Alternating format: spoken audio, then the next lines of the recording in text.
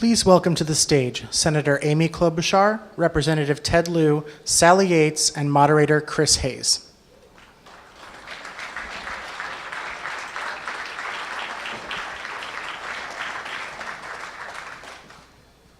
That was a little tepid.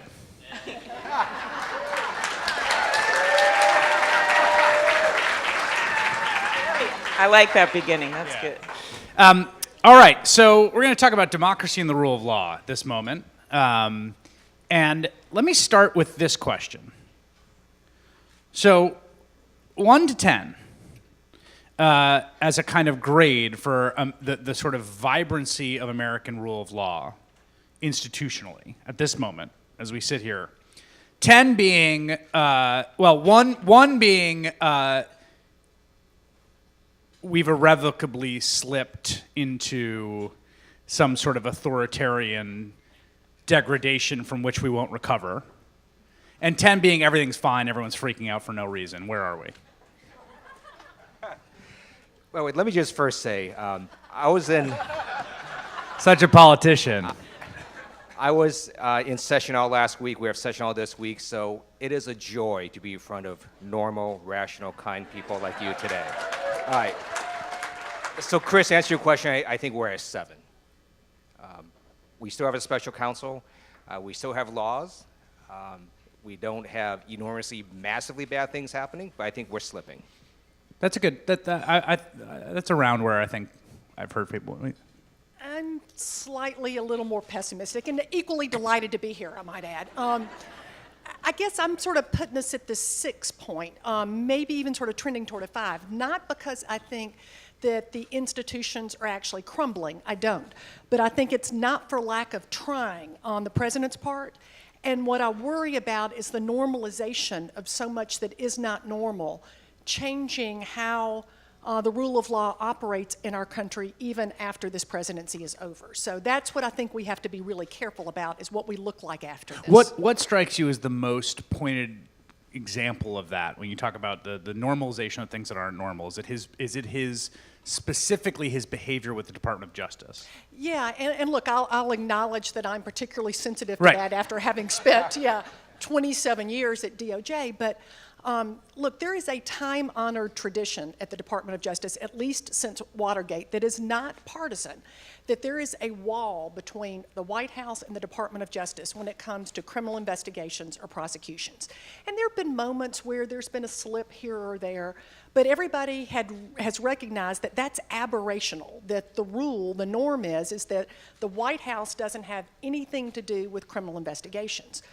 Well, now, whether it's through a call sometimes, like in the case of Sheriff Arpaio, when the president tried to get Attorney General Sessions to drop the criminal case, or speeches or tweets, this almost daily onslaught where the president tries to get DOJ to open up a criminal investigation on his former political opponent, or to protect people who are close to him, like Sheriff Arpaio or Mike Flynn or others, or just tearing down the legitimacy of the Department of Justice. That happens so much now. You know, it used to be it was a big thing, and you know, there'd be a big news story that would say, in an unprecedented step, the president did this. You know, now it didn't even make it through the full 24-hour news cycle because it happens so frequently, nobody's even rolling their eyes about it anymore.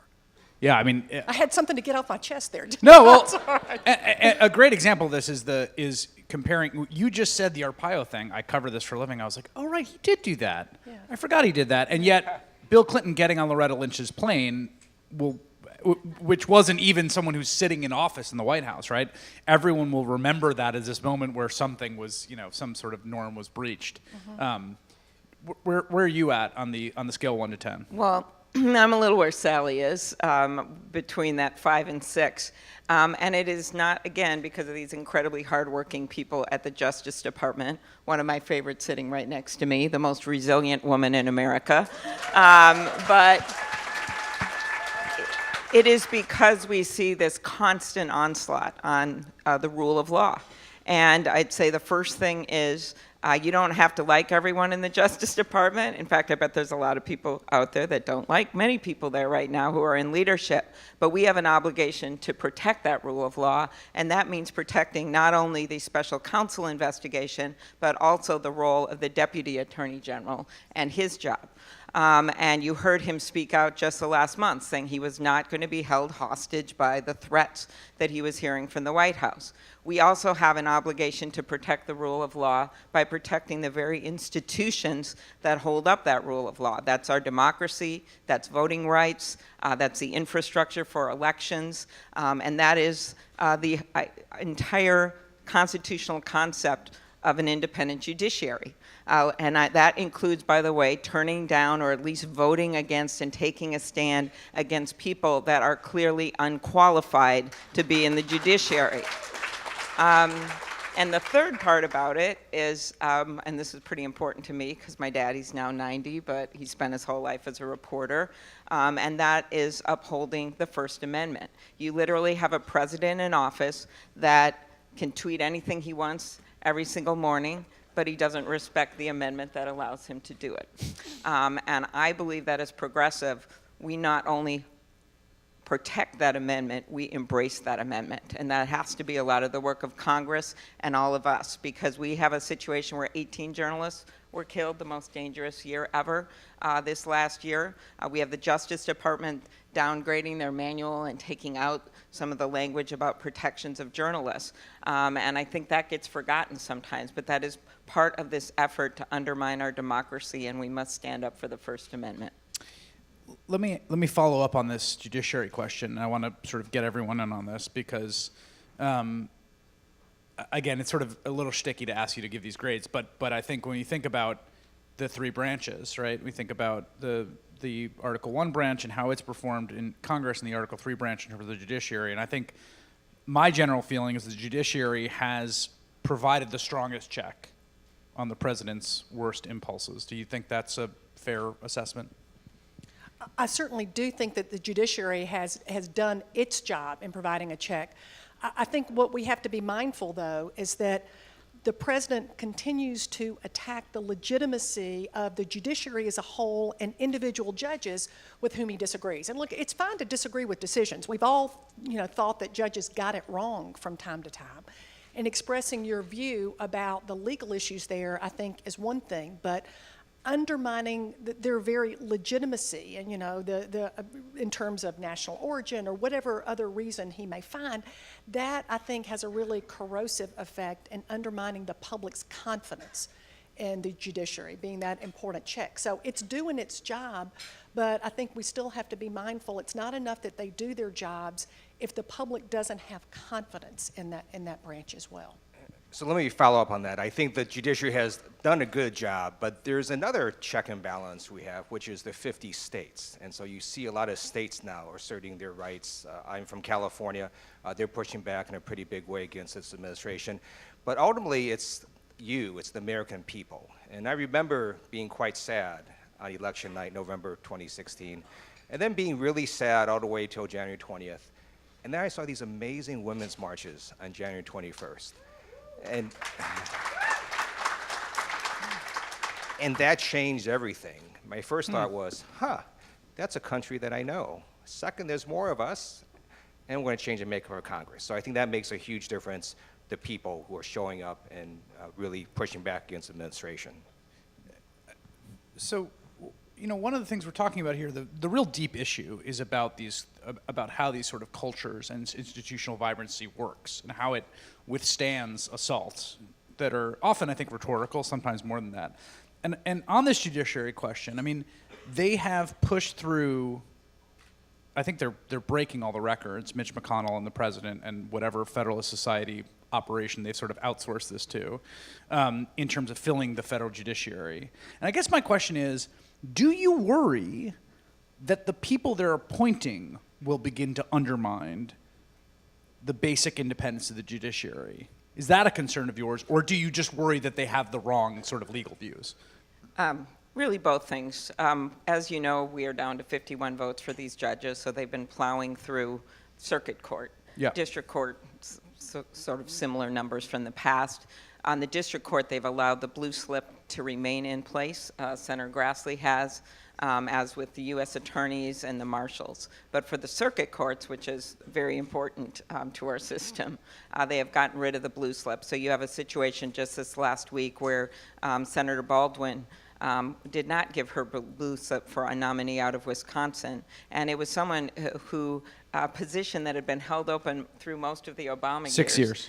Because Senator Leahy respected that blue slip process, as did through the time. By before Baldwin's Trump got state in. colleague, Ron Johnson, who was the one who declined to give his blue slip for 6 years, thus holding it open. Thank you for validating my point.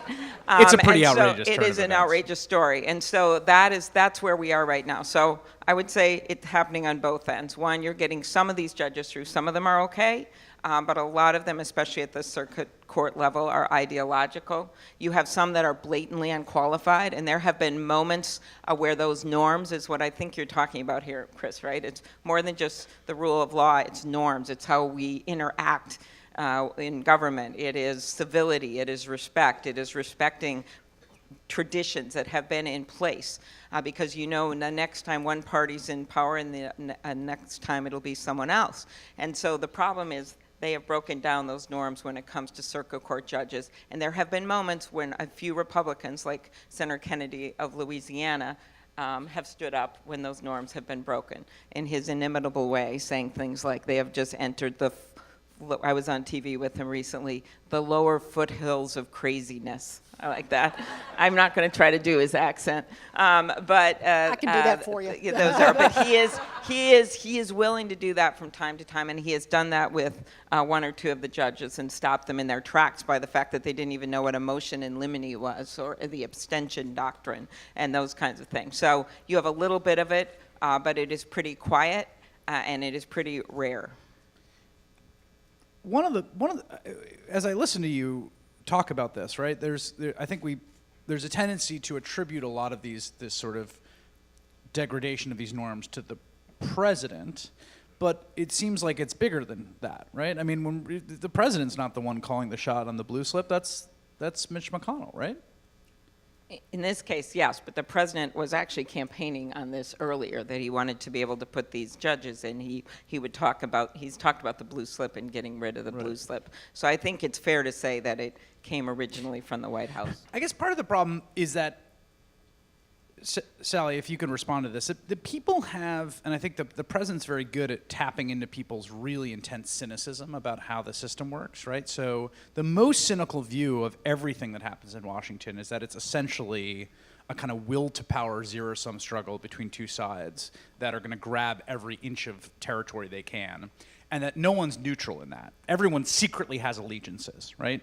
So people at the Department of Justice, they say they're nonpartisan, but they're really on a team. And the federal judiciary, they say they're independently meting out justice, but they're really on a team, and everyone's really on a team, and it's really this struggle between the two. And if you view the world that way, well, then all this stuff that you guys are talking about, these norms and independence, sounds ridiculous, right? As someone who is at justice as long as you were, like, what do you say to someone who feels that way as they watch from the outside, that there's nothing actually there to preserve? What is the thing that is there to preserve?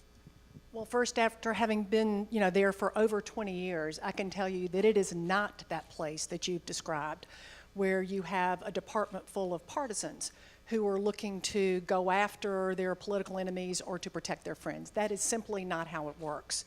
I can tell you, I was U.S. Attorney in Atlanta before I became Deputy Attorney General.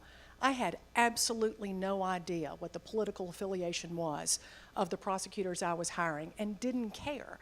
And that's not anything I should be congratulated for. That's the way it works at DOJ. I did public corruption cases when I was there. Prosecuted Democrats, prosecuted Republicans. Again, that's not remarkable. That's how it works. And, it frankly is so incredibly cynical and does such a disservice to the people who really have dedicated their lives, their professional lives, to seeking justice, to project onto them the way that the president or others may see the world, because that's simply not how DOJ operates. And despite this onslaught, I can tell you, I have great confidence in the career men and women there who are working really hard to do their jobs and to ignore all of this noise going on. Let me just follow that. Yeah. when you say it's not, why is it not? I mean, what is it in the people that are hired? Is it in the culture of the place? Is it in the actual regulations on the books? Like, what produces a culture in which you can have a functioning public corruption unit that is not there sitting in the back of their mind, well, that person's an ally of the president, or that person's is a Democrat, et cetera? Yeah, from the very first day that you enter DOJ, or actually even before that, it is hammered into you when you're there, the special responsibility that you have in being part of the Department of Justice. When I used to interview AUSAs, if the person that I was interviewing didn't tell me that they, right out of the gate, that they understood that they're not just going to be a lawyer out there trying to win cases, but that our sole responsibility is to seek justice. And I know that sounds incredibly corny, but it is totally different than the responsibility that any other lawyer has. And if they didn't tell me that, I didn't hire them, either because I knew they didn't feel it or they didn't have the good sense to feign it when they were in the interview. Either way, that was a deal breaker. But from that very first moment, that is really, deeply ingrained in the ethos of the Department of Justice. And that's, in U.S. attorneys' offices, out in the hinterland, that's at Main Justice. I'm not going to tell you every single person has always followed that to the letter, but that is the ethos of DOJ. That's why people are there. I mean, people go to the Department of Justice because they want to do good. They want to seek justice. They want to make their communities better. They want to be fair. They want to inspire the confidence of the people that they serve. It's a different place than any other kind of legal environment. And those who haven't been in it, and particularly those who haven't appreciated this over the years, probably can't relate to that. They don't get people who think that way. And so they project onto them how they think. I think the opposite of that is the House of Representatives. No, I mean, and in some ways by design, right? In terms of how the system is designed, that the House is the place where it really does feel like the most partisan, the most kind of zero-sum. Has the House performed about what you thought it would under Donald Trump? Has it been better? Has it been worse? It's been worse than I had expected. And it's very disappointing to me to see my colleagues across the aisle just fall straight down and show no courage, except for the ones that are retiring. So the ones that are retiring do show some courage that you see. I'm on the House Judiciary Committee. We've done very limited oversight of the Department of Justice, and we have a bunch of people who are enabling this president. But I did read an interesting article I think all of you should read. It's by a conservative writer, Eric Erickson. I basically agree with him on virtually nothing. But this was a very interesting article because he interviews a Republican member of Congress at a Safeway grocery store. And this Republican member of Congress goes on Fox News and defends the president. And then at this grocery store, he just unloaded on the president. And to me, I was both sad and hopeful at the same time. I was sad because I thought, wow, what a mass amount of hypocrisy. But then I was hopeful because I realized, yes, there is just one reality. Just some members across the aisle are choosing to lie about it. Because for a while, I was beginning to think maybe there's two realities going on, but that's not the case. There's just one reality. A bunch of people across the aisle are lying about that reality, and they all know in their own little inner voice that this is really messed up what's happening.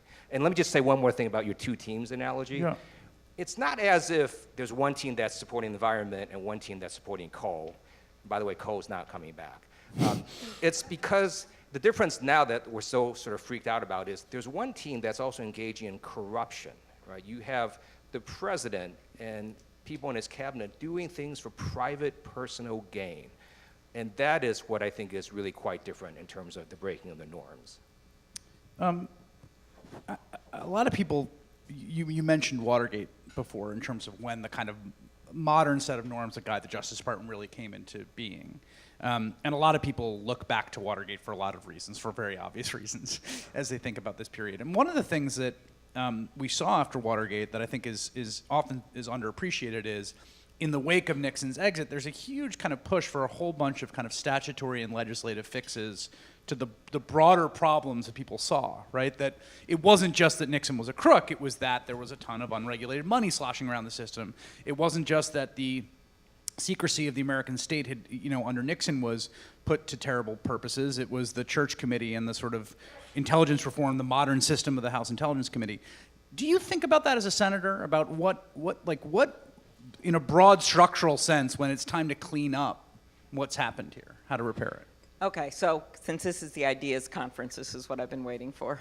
I thought you might say that. Because I do want to give people some hope of things that we can do going forward at this difficult time. I would have loved to have been on the other panel. I love these guys, but the economy is where the voters are and what they're thinking about and where the citizens are. But I feel we have a constitutional duty to protect the rule of law, so that's why I'm excited to be on this one. But let me tell you the solutions. Number one, we do need to change the rule to protect the independent counsel. We have a rule on the books that's better than it was before Watergate, so make that clear. We have a better rule that says that the White House basically can't fire the special counsel, but we have to make it better by passing the bill that went through on a bipartisan basis. The Judiciary Committee is now waiting to come to the floor. That's one. Number two, we have to go forward and look at our election infrastructure. In 1923, Joseph Stalin said, when he was Secretary General of the Communist Party in Russia, he said, it doesn't really matter who voted in our election, it matters who counts the votes. Okay, 95 years later, we're back in the same movie. And so that's why Senator Langford and I, to give you hope, just obtained $380 million in this last budget. It's not just sitting out there in the ether. It is going out to the states in May and June to allow them to bulk up their election infrastructure, to do things like get backup paper ballots, which some of the states don't even have right now. Number two, to protect our democracy, it means doing everything we can, which former Attorney General Eric Holder has been working on, to make sure that we do everything we can to protect voting with going after suppression efforts, gerrymandering, you know it. Number three, the way our political ads have been gravitating over to the web, $1.4 billion spent in the last election, no rules of the road at all. And that's why Senator McCain and Senator Warner and I introduced the Honest Ads Act, which for some miraculous reason, we are now getting the support of, I don't know why, of Facebook and some of the social media companies. And so that just simply places the same rules of the road, disclaimers, disclosures, who's paying for the ads, what are they? These are things we have to be as sophisticated in our democracy and our election systems as the people that are trying to ruin it. And that means passing these laws.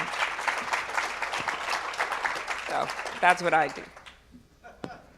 So I'm going to give you some ideas, primarily on anti-corruption. Every time the president goes and stays at one of his properties, he's enriching himself and his family because they're owned by a Trump organization. He flies with his massive staff. When they lodge there and they eat meals there, they're spending your taxpayer dollars to benefit the Trump organization. So I introduced the Swamp Act, which basically says, look, you can't do that. And if you do that, you're going to have to pay back the Treasury. But then we saw more corruption happen. So we saw Tom Price starting to take these charter flights to go to places, costing taxpayers a lot of money. So we had to introduce a second Swamp Act, the Swamp Flyers Act, which is, hey, you can't, take charter to military flights unless you have a very specific necessity and it's an emergency that you have to do that. And then Scott Pruitt came along, and now we're looking at another third version of the Swamp Act, because maybe we should have a Swamp Renters Act and so on. So there's just a huge amount of cases where either the cabinet or the president is taking actions for private gain. And the American people should never have to wonder, is that policy or that action being taken because it's good for America or it's good for them personally? So we just have to crack down this corruption. And the last thing is we need to close this nepotism loophole. You can't have Jared Kushner and Ivanka Trump in the White House because if anybody would have failed or submitted 2 false misleading security clearances, they would have been fired. There's no reason he can still be in his job, and it's only because of nepotism, and we need to close that loophole. I gotta say, it was really striking to watch the embassy ceremony yesterday and to watch Jared Kushner represent the United States at that event at an incredibly important diplomatic moment. It was quite a picture. Let me close with this, and then we'll take some questions. And maybe Sally, you can answer this, and we'll take some questions. Do you think the institutions hold? Do you think the Justice Department holds that? Because it seems to me the pressure will increase. it depends a lot on what the facts are, but I think there's good reason to think the facts are quite damning, ultimately, when everything comes out, and the pressure will increase in correlation to that. Do you think that the department holds? I do. I'm actually optimistic about the long-term health of the department. The pressure is increasing, and we certainly see the chipping away at the rule of law and at the public's confidence in how the criminal justice system works or is supposed to work. But we do have a special counsel in place. He's got the authority he needs and the room, the breadth of authority that he needs to be able to do his job. But again, I think what we really need to be looking at is what are we going to look like at the end of this administration? And what are the norms when all of this is over? Because I think we have to be careful we don't move the goalposts such that there's a new normal in terms of what's acceptable from interaction with the White House and the Department of Justice. That's, I think, what we've got to hold on to. And as much as, specific legislative actions are important to particular issues, these norms, the fabric that really holds all of this together, is equally important. And we shouldn't be giving anybody a pass because of their political affiliation at not insisting on adherence to these norms. That's not a Democratic issue or a Republican issue. That's an American issue. And I think that we need to continue to put pressure on everyone to insist on adherence to those norms. All right, I think we'll take some questions from you lovely people. There's folks coming around with microphones. Thank you. My name's John Bain. I have a follow-up to what you were asking, Chris, of you, Sally. Sorry about that. There seems to have been an erosion within the DOJ in terms of people being pushed out. So I'm heartened by your optimism, but I also would like you to drill down a little bit into when you see people like you being pushed out, and people who are willing to compromise their morals. Why are you so optimistic about what this is going to look like after the Trump administration? Well, look, I was a political appointee. I knew that when I took the job. I was appointed by President Obama, and I would leave when he leaves. I was just there in an acting capacity during the carryover time. So, I had no expectation and that I would be staying on through the Trump administration. I don't think that'd be a good fit, to be honest with you. But, those political appointees come and go with the president. We all know that that's how it works. I have tremendous confidence, though, in the career people that are there through administrations, Republican and Democratic administrations, that they're kind of keeping their head down and they're focused on what they're doing, and they're ignoring the tweets and the noise. Now, is it a pleasant environment to work in? Absolutely not. And do they feel a lot of pressure? And do I think the political appointees there feel a tremendous amount of pressure, particularly the Attorney General and the DAG? No question about that. But I've known these folks for a long time, the career people that are there. And they've never experienced anything like this, but there have been some rough moments as well, and they're committed to doing the right thing, so I have confidence in Just them. to add to that, I ran a prosecutor office for about 8 years, and I just think prosecutors, people in justice all across the country see a mission like they've never had before, and that's to uphold the law. And it's not just the Justice Department people. It's these judges that stood up on the refugee order, which, by the way, include judges appointed by George Bush, appointed by Ronald Reagan. And you've seen this time and time again, the voter suppression decisions out of North Carolina, where they said they discriminated with surgical precision. Those things were produced by the Justice Department or the judges or local prosecutors. So I just see this whole cadre of people that took an oath to upholding the law, and they're going to do it. Great. Hi, my name is Bruce Shapiro. I'm a psychiatrist from Stamford, Connecticut. I'm listening to what you're saying, and I'm very indebted to you, your commitment, your courage. I agree with basically everything you're saying. But I think that in the progressive movement, we're missing the boat. There are 3 levels of communication to get an end. And let's say the end is the election in November. One is the verbal, all right? And verbal will change your thinking. The second is the visual. and that will change how you feel. And the third is the visceral. And Trump has co-opted the visceral. So as I listen to you talk, I'm very impressed. It changes my thinking. I have some visual images. But viscerally, all right, there are stronger forces, and the president has co-opted the visceral. And I think the target has to be, how do progressives get onto the visceral and make this challenge? So let me ask the two politicians here, yeah, because I think to your point before about the stuff we're talking about here, like, I think it's a great point that does that viscerally resonate with voters, right, when they're thinking about their politics? I agree with what you said, but I also like this law in physics that I think also applies to politics, which is that for every action, there's an equal and opposite reaction. And so while Trump is very good at viscerally wrapping up his base, we're now seeing a visceral reaction to that, right? We're sort of horrified at some of the things that this president has said and has done. And that's why if you look at elections since Donald Trump got elected, in terms of special elections, Democrats have flipped about 40 special elections from red to blue. And that's because I think we're getting a visceral reaction exactly the opposite way. So I get what you're saying, but I think part of it is just tapping into good progressive values and progressive policies, but also we're naturally seeing a reaction from the American people against what Donald Trump is doing. And I believe progressives can do two things at once. We can. One, focus on that optimistic economic agenda and what needs to be done there. And then secondly, protect our democracy. When you look at visceral reactions, I'd look at the election of Doug Jones in Alabama, okay? That's a visceral reaction to what were the politics of that time. When you look at Connor Lamb's victory, when you look at my favorite one, the New Jersey legislator who went down, who after the Women's March, the day of the Women's March, said, well, I hope they're going to be home in time to make dinner. He got beaten by a woman, okay? So I just, while I give people that moment to wallow in what's happening right now, I don't have time to wallow.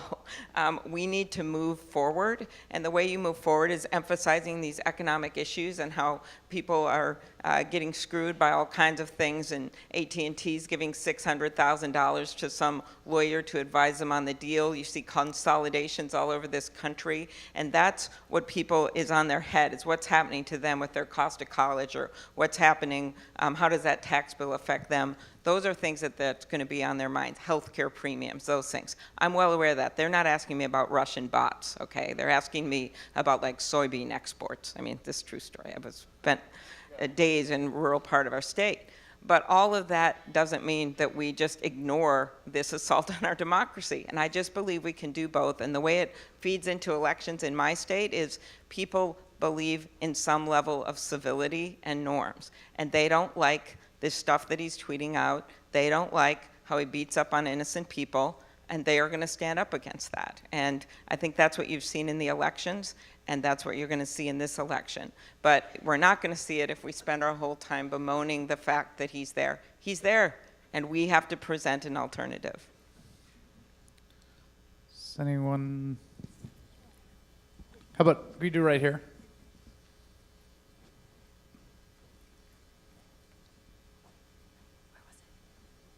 Yep, right there. Thanks. I'm Wendy Abrams, a trustee of the CAP C4 board. I to your point about the civility and bullying, I am kind of bewildered why there's so much silence from the Democrats, when he bullies Dickie Durbin. Why is there no response from all senators across both aisles saying, excuse me, Mr. President, we can disagree on ideology, but let's have a level of civil discourse and enough of the bullying.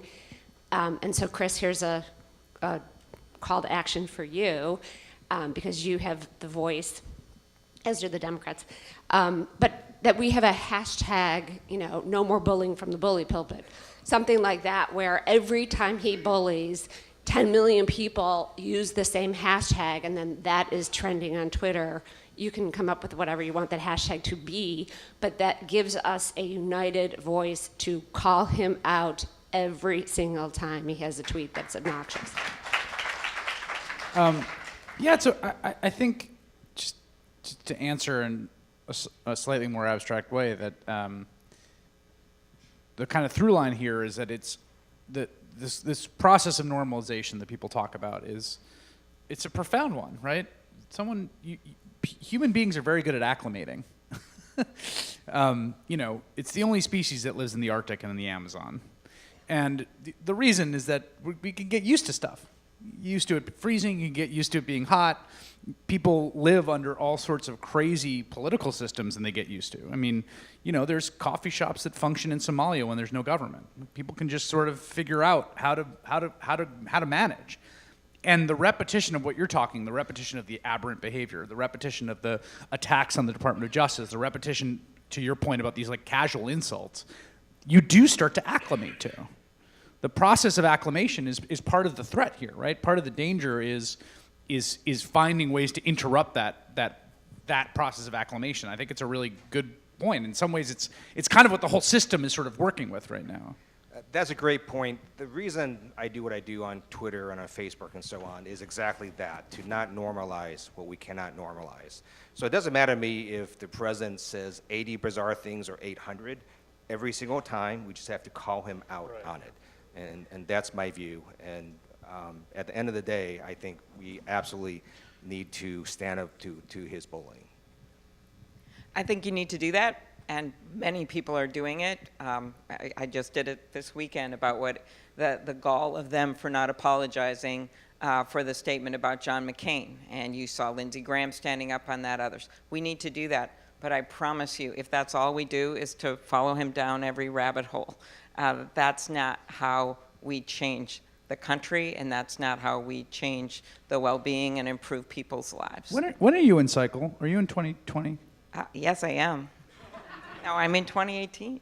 Oh, I'm up now. You're in cycle now? Yeah. Oh. But I'm still up here with you. Yeah, look at that. I forgot right, that's right. I might know something about it. Yeah, you're all right. Well, Minnesota's no joke. I guess, thank you. No, what I mean by that is You're making her nervous. my point being that election night, to me, one of the most surprising results on election night was your state. Mm-hmm. That's right. It was really very close. surprising. Very close. Donald Trump almost won, and Hillary actually had the smallest margin of victory of any state in the country, and she got a less percentage of the vote than she did in something like Wisconsin, Pennsylvania, Florida, a number of states, because some of the people voted independent, actually, in our state. And so that's why I have seen this firsthand, and I understand the people in our state that just felt like they were getting a raw deal. Some of the things that Sherrod we've been working on together, whether it's iron ore miners, steel workers, whether it is people out in the rural areas that felt that people didn't understand rural poverty, where there was a lack of attention in the Midwest. And I think I said on this stage last year, my husband is the third of 6 boys, and twice now he's gotten left behind at the gas station when he was growing up by his family. You know, they've gotten the station wagon, and he was always such a nice kid, they forgot about him and drove away. And the Midwest can't be left behind at the gas station in 2018 or in 2020. And that means things like making sure that we're doing everything we can support candidates like Tammy and Heidi and Claire and Debbie. We have all these incredibly strong women, Tina in my state, that are up in the Midwest.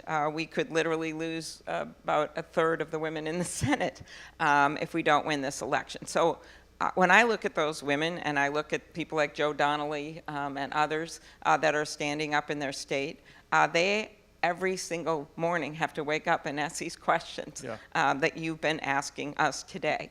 And they have got to focus on what their citizens think, and that what they want to hear about is the economy and their plans for it. They don't want to hear about Donald Trump every single minute. I'm telling you right now, that's not what they want to hear about. So I think we just have to remember that, and that those of us who are in the positions, like Ted and myself, who are on those committees, who have to protect this rule of law, I promise you, we are doing everything we can every day to do it. But at the same time, We as progressives and in the Democratic Party have to move this country forward. So we resist, but we also insist on a better way forward.